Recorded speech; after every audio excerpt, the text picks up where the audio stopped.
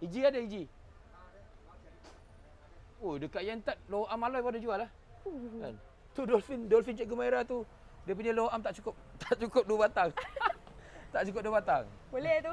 Ha? Boleh tu, bos. Boleh. Warna Ambil gold. lah. Baru berapa? Tadi kata berapa? 300 eh? Ha, 300 lebih je. Kan?